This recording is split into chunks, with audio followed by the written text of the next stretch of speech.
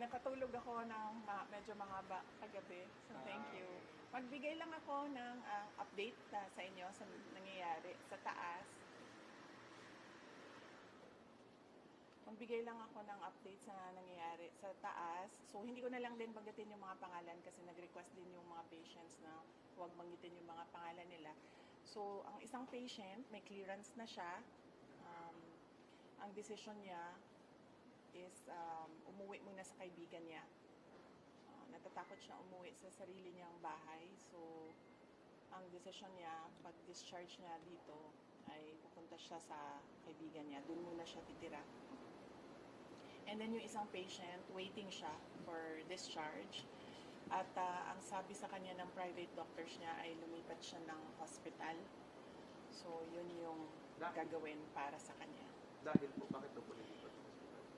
Well, hindi niya nasabi sa akin. Ang nasabi lang niya sa akin ay yun yung gusto ng private doctors niya na lumipat siya ng another hospital. So, yun din yung gagawin niya kasi right now, yun lang din yung pinagkakatiwalaan niya, yung mga doktor. Tonight po siya lilipat?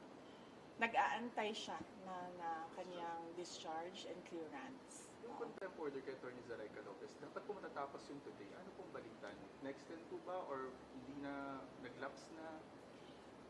Malamang siguro wala na yon kasi nag-aantay na lang yung lawyer dito sa taas ng clearance from all the offices concerned.